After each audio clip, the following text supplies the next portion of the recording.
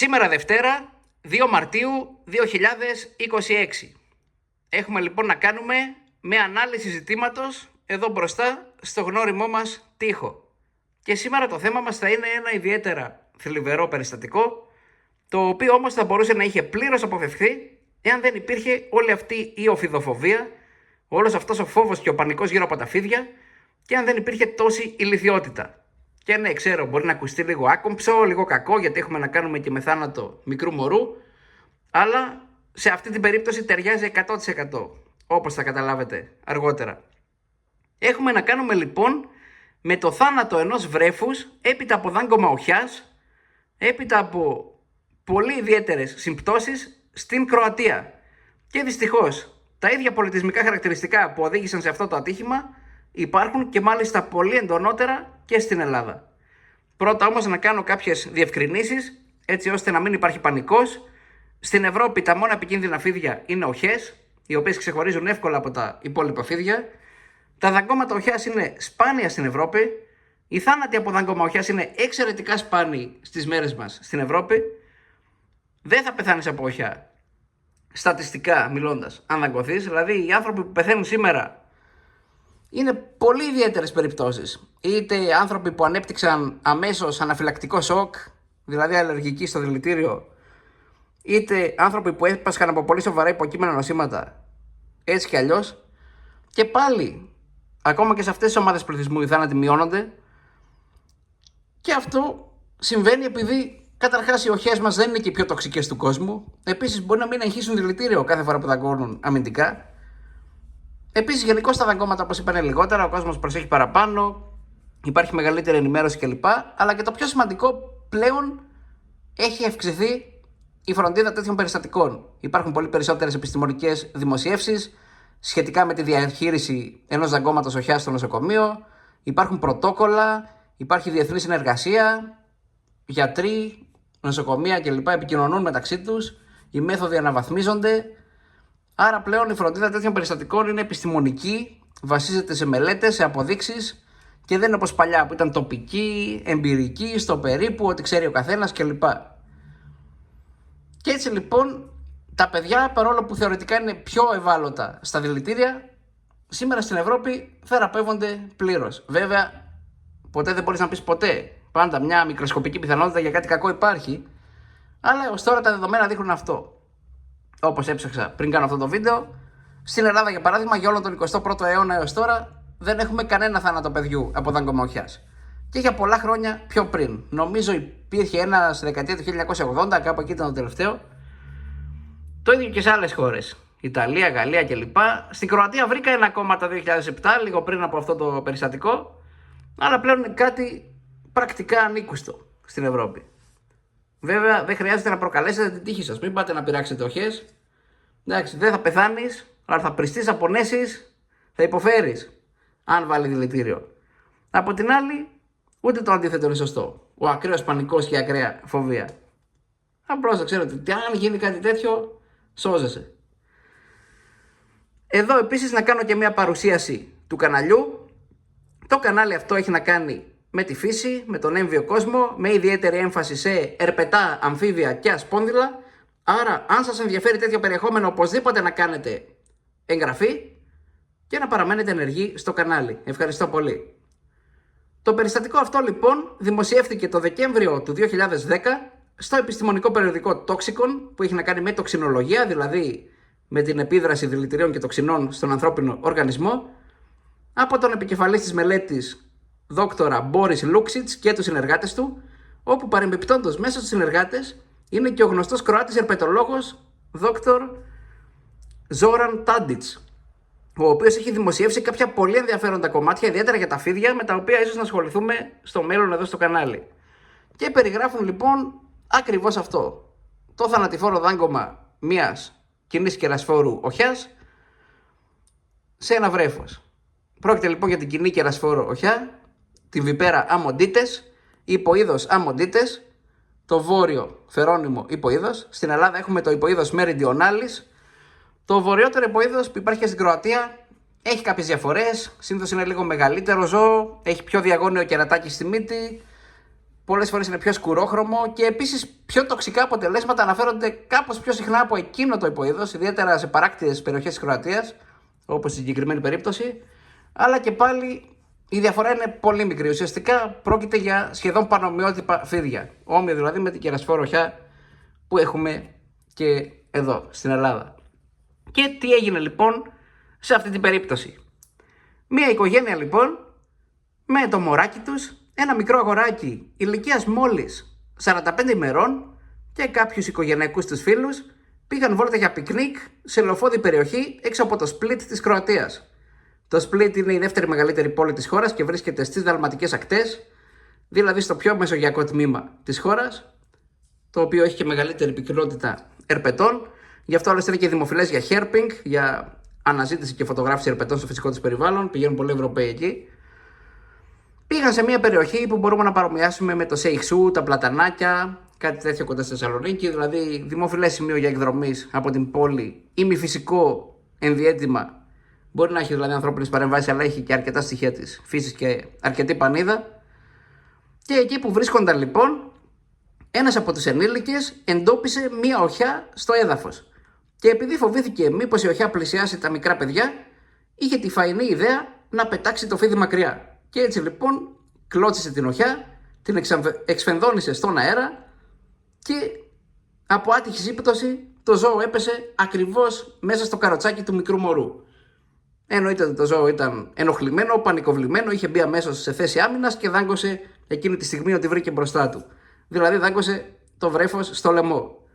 Το φίδι, όπως θα αναμέναμε από τέτοιους ανθρώπους και τέτοια αντιμετώπιση, δεν επιβίωσε από τη συνάντησή του με τον άνθρωπο, το θανάτωσαν και έπειτα το πήγαν στο νοσοκομείο για ταυτοποίηση. Κάτι το οποίο δεν ενδείκνυται για την Ευρώπη και για πολλές άλλες χώρες. Η βασική συμβουλή σε δακώσει φίδι είναι να απομακρυνθείς από το φίδι και να απομακρύνεις και άλλους ανθρώπους. Όχι να το σκοτώσεις. Δεν χρειάζεται. Καταρχάς στην Ευρώπη τα επικίνδυνα φίδια είναι γνωστά. Ξέρουν ποιο είναι. Σε άλλες χώρες είτε υπάρχουν πλέον οροί που καλύπτουν πολλά είδη φιδιών, είτε υπάρχουν και τρόποι ανίχνευσης του δηλητηρίου στον άνθρωπο.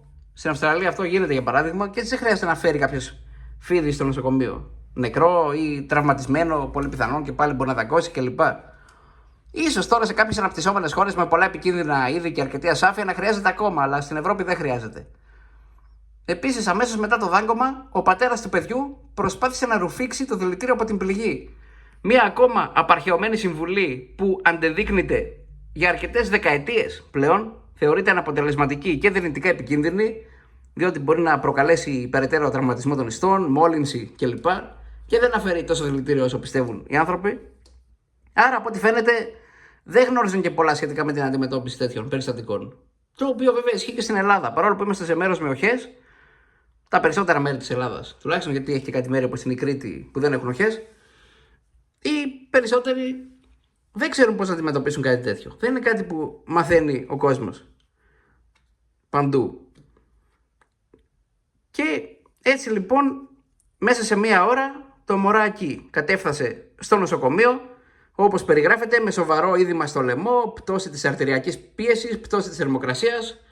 Αμέσως διασωληνώθηκε για να διασφαλιστεί η αναπνοή του σε περίπτωση που πριζόταν περισσότερο. Και έπειτα το άρθρο περιγράφει λεπτομεριακά και επιστημονικά όλες τις εξετάσεις που έγιναν, καθώς και όλες τις θεραπευτικές μεθόδους που ακολουθήθηκαν, έτσι ώστε να διατηρηθεί το μωρό στη ζωή. Συνοπτικά, χορηγήθηκε αντιοφικός ορός κροατικής Παρασκευής, χορηγήθηκε ντοπαμίνη για την τόνωση της αρτηριακής πίεσης, χορηγήθηκαν αντιβιωτικά και αντιτετανικός ορός για την πρόληψη τυχόν μόλυνσης από το τραύμα που προκάλεσε το φίδι, αλλά η κλινική εικόνα του βρέφους συνέχισε να επιδεινώνεται. Και έτσι αργότερα έγινε μετάγγιση αίματος, χορηγήθηκε ξανά ορός, αλλά όλες οι προσπάθειες αποδείχθηκαν μάταιες και το μωράκι μετά από 6 ώρες στο νοσοκομείο κατέληξε. Οι επιστήμονες αναφέρουν ως αιτίας θανάτου υπερκαλλιαιμία, πολύ κάλιο δηλαδή στο αίμα και ίσως δυσλειτουργία του καρδιακού μη από αυτό, ενδοαγγειακή αιμόλυση, δηλαδή καταστροφή των αιμοσφαιρίων μέσα στα αγγεία, διάχυτη θρομβοπάθεια, δηλαδή πολύ θρόμβη σε όλο το κυκλοφορικό σύστημα, χαρακτηριστικά που μπορεί να προκαλέσει το δηλητήριο της οχιάς. Γενικώς, τα δηλητήρια των οχιών στα περισσότερα είδη και στην Ευρώπη κυρίως είναι αυτό, είναι αιμοτοξικά. Και τα περισσότερα συμπτώματα που προκαλούν, όπως πρίξιμο, δηλαδή διαπερατά αγγεία, έτσι ώστε το υγρό να φεύγει από τα αγγεία και να πριζόμαστε, εμόλυση κλπ., έχουν να κάνουν με τοξίνες που στοχεύουν το κυκλοφορικό σύστημα. Τώρα για την αμμοντίτες αναφέρουν ότι έχει και κάποια νευροτοξικά στοιχεία, αλλά είναι πολύ μικρή σημασία. Τα αποτελέσματα είναι κυρίως αιμοτοξικά στις ευρωπαϊκές οχές. Άρα λοιπόν, τι έχουμε εδώ? Έχουμε ένα πραγματικά τραγικό συμβάν, με τη γνήσια σημασία της λέξης. Δηλαδή, έχουμε ένα θύμα που δεν έφταιγε. Εννοείται. Πώς να φταίξει ένα μικρό μωρό? Έχουμε ανθρώπους οι οποίοι προσπάθησαν να βοηθήσουν, αλλά τελικά άθελά τους έκαναν τα πράγματα χειρότερα. Και βέβαια όλες αυτές τις ατυχείς συμπτώσεις, τη μία μετά την άλλη, σε ένα λυσίδα. Έτσι λοιπόν, μια οικογένεια θρήνησε ένα κατά τα άλλα υγιέστατο παιδάκι, γιατί περιγραφόταν στη μελέτη ως κατά τα άλλα υγιές. Ένα παιδάκι το οποίο τώρα θα ήταν περίπου 16 ετών. Βέβαια, δεν αποκλείεται ότι θα μπορούσε να πάθει κάτι άλλο κατά τη διάρκεια της ζωής του, αλλά οι πιθανότητες ήταν με το μέρος του. Ήταν υγιές, ζούσε σε μια χώρα που πλέον είναι ανεπτυγμένη και ασφαλής, θα μπορούσε να μεγαλώσει κανονικά. Και βέβαια έχουμε και όλο αυτό το σοκ που πέρα από την οικογένεια επεκτάθηκε και σε όλους τους παρευρισκόμενους και δευτερογενώς ίσως και σε όλα τα κοινωνικά τους δίκτυα. Πιθανόν να πέρασε και λίγο σπασμένο τηλέφωνο, όπως γίνονται με όλες αυτές τις σπάνιες και τραγικές ιστορίες, και να έγινε ακόμα πιο τρομακτικό. Και δεν ξέρουμε και τι πέρασε αυτός που πέταξε την οχιά και έγινε αυτό το ατύχημα. Θα το κουβαλάει βάρος ίσως αυτό το πράγμα. Δεν ξέρουμε. Υποθέσεις κάνω. Δεν είμαι εκεί. Και όλα αυτά για το τίποτα. Αυτό είναι το εξοργιστικό της υπόθεσης. Όλα αυτά θα μπορούσαν να μην συμβούν ποτέ εάν οι άνθρωποι δεν έκαναν τίποτα εκείνη τη στιγμή. Ή αν πήγαιναν λίγο πιο πέρα απλώς. Αλλά όχι. Υπάρχει η οφηδοφοβία. Υπάρχει όλη αυτή η κουλτούρα ότι το φίδι είναι ο κακός. Ότι το φίδι σώνει και καλά θα σε στοχεύσει. Θα σου κάνει κακό, θα σε δαγκώσει. Υπάρχει όλος αυτός ο πανικός, η τρέλα, η ιστερία, η υπερβολή γύρω από τα φίδια. Και συνεπώς όλη αυτή η κουλτούρα μαγιάς και επιβολής πάνω σε αυτά. Το να το αφήσεις ήσυχο δηλαδή δεν είναι λύση για κάποιους ανθρώπους. Δυστυχώς.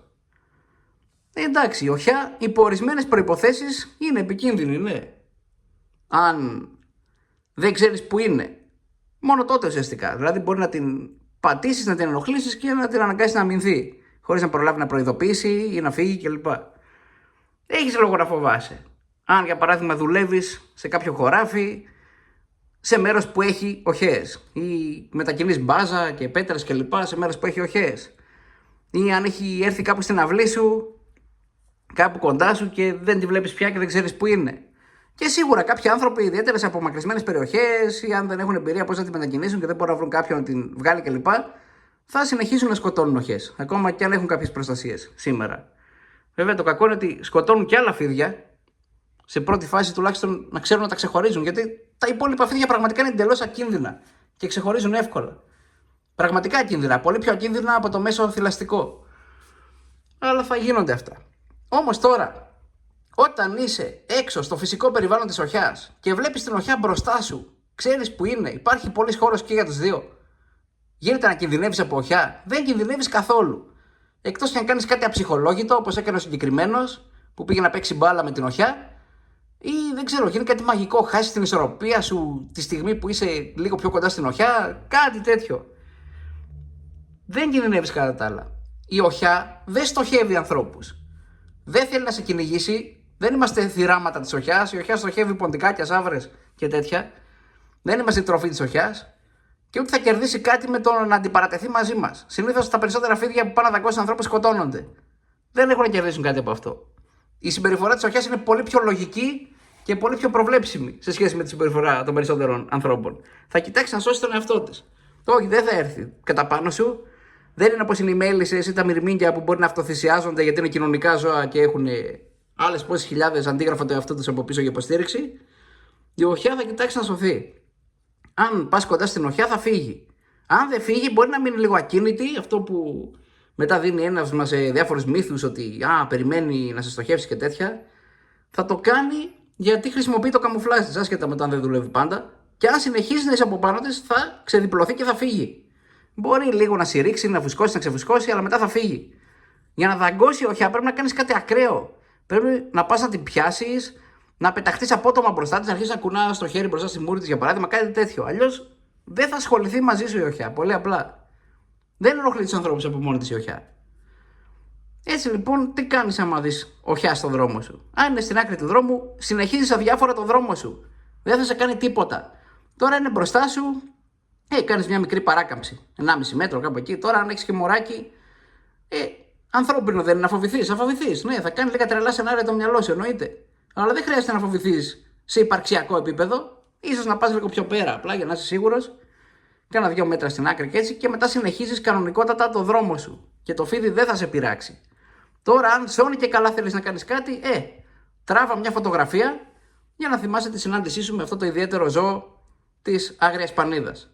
Και τέλος, δεν σε πειράζει οχιά. Αλλά όπως είπα στην αρχή, η Ελλάδα είναι έτοιμη για κάτι τέτοιο. Έχει πολύ κόσμο που δεν ξέρει πώς να αντιμετωπίσει τέτοια περιστατικά. Έχει πολύ κόσμο που φοβάται, που πιστεύει σε μύθους, σε υπερβολές για τα φίδια. Και κάποιος θα μπορούσε να κάνει κάτι τέτοιο. Ίσως από μαγιά, ίσως για να προστατεύσει άλλους, αλλά θα μπορούσε να γίνει. Τώρα, το να γίνει ακριβώς το ίδιο είναι πάρα πολύ απίθανο, γιατί αυτές οι συμπτώσεις ήταν πολύ ιδιαίτερες. Αλλά κάτι κοντά σε αυτό θα μπορούσε να συμβεί. Βέβαια, ο φόβος κάποιων ανθρώπων είναι τόσο υπερβολικός, που ίσως να τους σώζει κατά κάποιο τρόπο. Δηλαδή, κάποιοι άνθρωποι φοβούνται σε παθολογικό σημείο τα φίδια και μπορεί να μην βγαίνουν στη φύση μόνο και μόνο γιατί υπάρχουν φίδια. Υπάρχει και αυτό. Δυστυχώς. Η Ελλάδα είναι σε πολύ μεγαλύτερο βαθμό σε τέτοια κατάσταση. Η Κροατία έχει πλέον πολύ μεγάλη περιβαλλοντική ευαισθητοποίηση. Υπάρχει πολύ περισσότερη ενημέρωση και επίσης έχει πολύ μεγαλύτερο βάθος όσον αφορά την ερπετολογία. Τη μελέτη δηλαδή των ερπετών και σε επιστημονικό επίπεδο. Γιατί είχε σχέση με την Αυστρο-Ουγγαρία. Γενικώς το ερπετό ήταν μεγάλο αντικείμενο μελέτης σε γερμανόφωνες χώρες. Έχει άλλες βάσεις. Βέβαια και η Ελλάδα πλέον έχει διορθωθεί. Υπάρχει ενημέρωση για τέτοια θέματα, αλλά η ενημέρωση ακόμα είναι σποραδική και δεν φτάνει σε όλους τους ανθρώπους. Αυτό είναι το θέμα. Και κάποιοι την προσλαμβάνουν, κάποιοι όχι, ακόμα και αν φτάσει. Και πάμε τώρα στο πιο δύσκολο κομμάτι, στο πιο δυσγευστό κομμάτι της ανάλυσης που δεν αρέσει σε πολλούς, αλλά πρέπει να υποθεί. Ποιος φταίει σε ένα τέτοιο ατύχημα? Γιατί οι περισσότεροι όταν ακούνε κάτι τέτοιο λένε «Ωχ, τι έγινε» κλπ. Αλλά μετά δεν ψάχνουν ποιος φταίει και τι θα μπορούσε να γίνει για να αποφευθεί κάτι τέτοιο. Σε ανεπτυγμένες χώρες που βασίζονται στην επιστήμη, στις αποδείξεις, χώρες που έχουν μεγάλη ευαισθησία για το κοινωνικό σύνολο, παρόλο που μπορεί να φαίνονται λίγο σαν μηχανήματα για εμάς τους Έλληνες, η προσωπική τραγωδία λειτουργεί ως κινητήριος δύναμη για την αλλαγή, για την πρόληψη μελλοντικού πόνου. Παίρνουν ένα ατύχημα και το αναλύουν. Ψάχνουν τι οδήγησε στο ατύχημα και τι μπορεί να κάνει η κοινωνία ώστε να μην ξανασυμβεί το ατύχημα. Ενώ αντίθετα στην Ελλάδα και σε τέτοιες χώρες, που μπορεί να είναι και αναπτυγμένες στα χαρτιά, αλλά πολλοί άνθρωποι έχουν νοοτροπία αναπτυσσόμενης, έτσι, αυτές τις πιο ζεστές που λέμε, παραδοσιοκρατικές, οικογενειακές κλπ. Ο πόνος είναι καθαρά προσωπικό και συναισθηματικό ζήτημα και τερματίζει τη σκέψη. Αν μια οικογένεια θρηνεί και πονάει, απαγορεύεται να πεις κάτι. Σκεφτείτε, τι θα έλεγαν οι περισσότεροι άνθρωποι στην Ελλάδα, αν ρωτούσες κάποια πράγματα σχετικά με το ποιος φταίει, τι θα μπορούσε να γίνει αλλιώς κλπ. Θα σου πούνε, είσαι με τα καλά σου. Η οικογένεια έχασε το παιδί της, τόσο μικρό παιδάκι. Έχασαν δικό τους άνθρωπο. Οι άνθρωποι πενθούν. Και εσύ τώρα πας και θες να σώσεις τα φίδια, θα σου πούνε, ή θες να μιλάς θεωρητικά για το μέλλον κλπ. Δηλαδή, ένας άνθρωπος που σκέφτεται έτσι είναι σαν να παραδέχεται εμέσως πλην σαφώς ότι δεν τον νοιάζει η ζωή των άλλων ανθρώπων. Τον νοιάζει καθαρά η προσωπική διάσταση του ατυχήματος και τέλος. Γιατί ακριβώς δεν έχουμε τόσο ανεπτυγμένη κοινωνική συνείδηση. Δηλαδή, για να κινητοποιηθεί ο μέσος νεοέλληνας, ο θάνατος πρέπει πραγματικά να είναι μαζικός. Δηλαδή, θα πρέπει ένα ατύχημα να επαναλαμβάνεται, να υπάρχει μοτίβο. Σκεφτείτε για παράδειγμα έναν δρόμο που παράγει τα ίδια αυτοκινητιστικά δυστυχήματα για χρόνια. Τότε αρχίζουν να μιλάνε. Ή κάποιο προϊόν που δυσλειτουργεί με τον ίδιο τρόπο και κάνει κακό με τον ίδιο τρόπο σε πολλούς ανθρώπους. Ή αλλιώς, ένας θάνατος πρέπει να εργαλειοποιηθεί για πολιτικούς σκοπούς, να μπουν αναγκαστικά στρεβλώσεις, υπερβολές κλπ. Και ίσως τότε να ασχοληθούν λίγο οι άνθρωποι, όπως γίνεται σε περίοδους κρίσεων τα τελευταία χρόνια στην Ελλάδα κλπ. Τα ξέρετε. Αλλιώς δεν κουνιούνται εύκολα, δυστυχώς. Αλλά κάποιος φταίει. Δεν λέμε τώρα ότι ο άνθρωπος που έκανε αυτό το πράγμα είχε δόλο μέσα του, εννοείται το έκανε για να βοηθήσει. Όπως πίστευε ο ίδιος ότι μπορεί να βοηθήσει. Αλλά και πάλι αυτό που έκανε οδήγησε σε θάνατο από αμέλεια. Αυτό δεν αλλάζει. Αν είναι να μετράει μόνο η καλή πρόθεση, τότε κάθε φορά που υπάρχει κάποιο πρόβλημα να πηγαίνουμε να βοηθάμε χωρίς να το γνωρίζουμε και μετά στο δικαστήριο απλώς να καταθέτουμε ότι το κάναμε από την καλή μας την καρδιά και να μας αφήνουν ελεύθερους και να πούνε άντε φύγε, καλά έκανες κλπ. Δεν είναι όμως έτσι. Η κοινωνία πρέπει να δείξει ότι δεν μετράει μόνο η πρόθεση, μετράει και το αποτέλεσμα, έτσι ώστε να παραδειγματιστεί ο κόσμος και να μην ξαναγίνει το ίδιο. Εννοείται, αυτός ο άνθρωπος θα το έχει βάρος αυτό το πράγμα. Το ζητούμενο δεν είναι να μπει φυλακή, να στιγματιστεί κλπ. Δεν το έκανε για να κάνει κακό. Το ζητούμενο είναι απλώς ο παραδειγματισμός.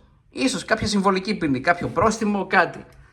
Να περάσει δηλαδή στον κόσμο ότι όχι, δεν είναι αποδεκτό να παίζεις με τον κίνδυνο χωρίς λόγο γύρω από μικρά παιδιά. Όχι, δεν είναι αποδεκτό να παρενοχλείς την άγρια ζωή και ιδιαίτερα επικίνδυνη άγρια ζωή γύρω από μικρά παιδιά, άσχετα με το τι πιστεύεις. Και έτσι θα περιοριστούν ή θα χαθούν τέτοια περιστατικά. Αυτό θα πρέπει να γίνει. Βέβαια, δεν είμαι εκεί, δεν γνωρίζω κροατικά, δεν γνωρίζω τι έγινε με το περιστατικό αργότερα. Πολύ πιθανόν να μην ακολούθησε δικαστήριο. Σε τέτοιες περιπτώσεις, με τόσο ιδιαίτερα ατυχήματα, είναι πολύ πιθανόν. Αλλά είμαι σίγουρος ότι αν γινόταν στην Ελλάδα, δεν θα είχε γίνει απολύτως τίποτα. Άρα λοιπόν, διδάγματα από αυτό το περιστατικό. Η γνώση, αλλά πολύ περισσότερο η παρουσία κοινής λογικής σώζουν. Ενώ η οφειδοφοβία είναι πολύ πιο επικίνδυνη από οποιοδήποτε δηλητηριώδες φίδι. Γεια σας.